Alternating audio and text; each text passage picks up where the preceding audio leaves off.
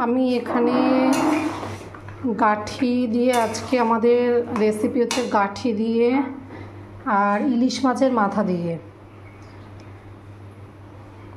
আমি গাঠি সেদ্ধ করছি, সেদ্ধ হয়ে গেছে, কিন্তু গাঠিটা সেদ্ধ করার পর একটু ঠান্ডা জলে ভালো করে একটু চটকে ধুয়ে নিতে হবে। তার কারণ হচ্ছে গাঠির থেকে যে নাল মতো একটা বেরায়, নালটা কেটে যাবে। আমার গাঠি সেদ্ধ হয়ে গেছে। আমি আজকে একটু গাঠির মধ্যে আলুও দেব, গাঠি আলু আর ইলিশ মাছের মাথা দিয়ে।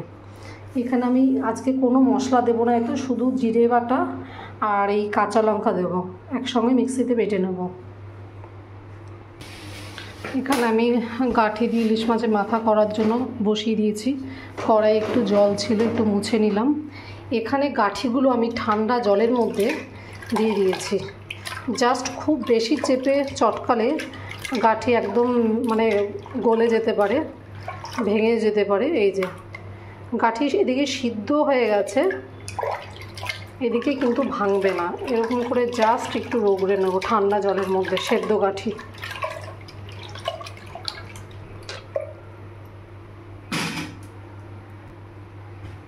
কড়াইয়ের মধ্যে আমি তেল দিয়ে দিচ্ছি, সর্ষের তেল। আগে আলুটা ভেজে নেব।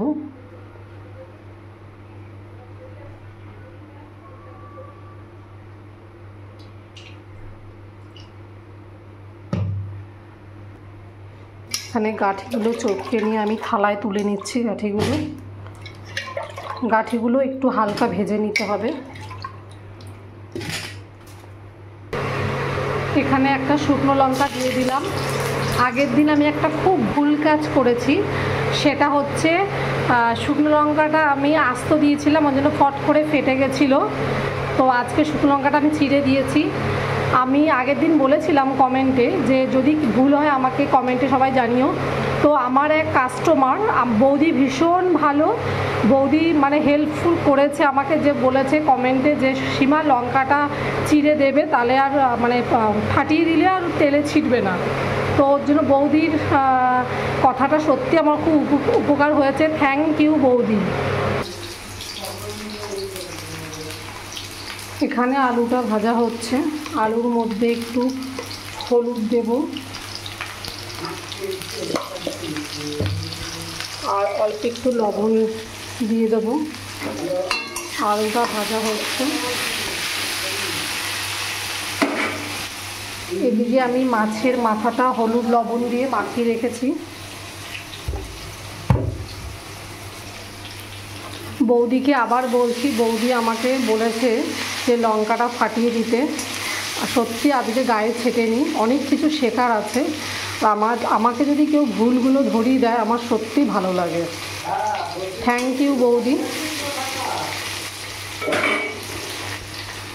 এখানে দেখো আমার হাজবেন্ড ছোট ছোট মাছ খেতে খুব ভালোবাসে। ট্যাংরা মাছগুলো আজকে বড় পাইনি, একদম গুড়ি গুড়ি ট্যাংরা এনেছে, পার্শে এনেছে আর কত চিংড়ি মাছ এনেছে। এগুলো মাছ আমার কুটেই আনে, পার্শে আর ট্যাংরাটা কোটা আছে। আর চিংড়ি মাছটা আমি কুটতে বারণ করি, তার কারণ হচ্ছে যেখান থেকে কুটে আনে ভালো কোটে না, ভেতরে কালো শিরের মতো ওটা থেকে যায়। তো আমি চিংড়ি মাছটা সবসময় বারণ করি কুটে আনতে, আর এই মাছগুলো সব কুটেই এনেছে। তো আজকে আমি পার্শে মাছটা করব, তোমাদের রেসিপিটা আমি দেখাবো। এদিকে আমার অলরেডি আলু ভাজা হচ্ছে। এখানে আমি আলু ভাজা হয়ে গেছে, এখানে গাঠিটা ভেজে নিচ্ছি। একটু হালকা ভেজে নিতে হবে গাঠিটা।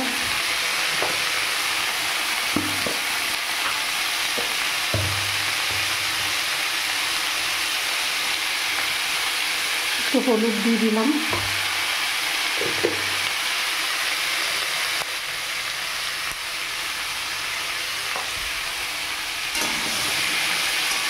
হলুদ একটু লবণ দিলাম, দিয়ে গাঠিটাকে একটু ভেজে নিচ্ছি।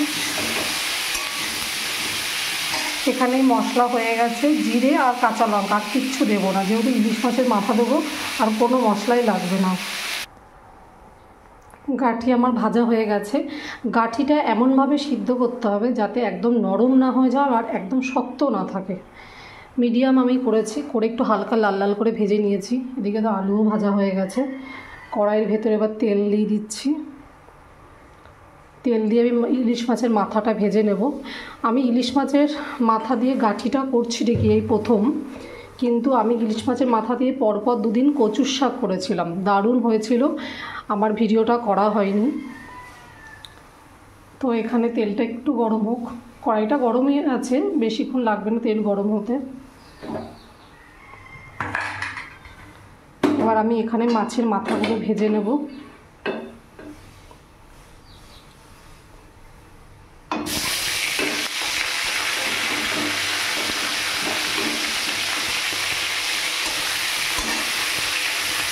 গ্যাসের ফ্লেমটা লো ফ্লেম করে দিলাম, নাহলে প্রচণ্ড ছেটে।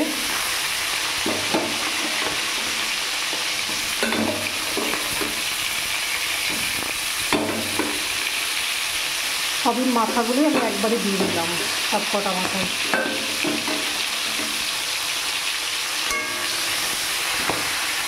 আর মাছের মাথাগুলো আস্তে আস্তে হতে থাক। এখানে তো আমার বরমশাই আমি আজকে আমার রান্না করতে সত্যি খুব দেরি হয়ে গেছে, সত্যি কথা বলতে। এখানে চিংড়ি মাছ এনেছে। আমার বরের হচ্ছে যত ঝামেলার খাওয়া, এই যে লতি, ছোট দেশি লতি চিংড়ি মাছ দিয়ে খাবে। এবার এই লতি আমি রাত্রিবেলা কুটে রাখবো। আমি সবজি বেশিরভাগ ঝামেলা সবজি থাকলে আমি রাতে কুটে গুছিয়ে রাখি, যেহেতু পার্লারের কাজের চাপ থাকে, আমাকে বেরোতে হয় সব সময়ের জন্য কাজে। তো আজকে এই ছোট ছোট পার্শে মাছগুলো, দেখতে ছোট কিন্তু টেস্টি হয় এগুলো, আজকে বড় পাইনি। ছোট ছোট পার্শে মাছগুলো আজকে করবো। আর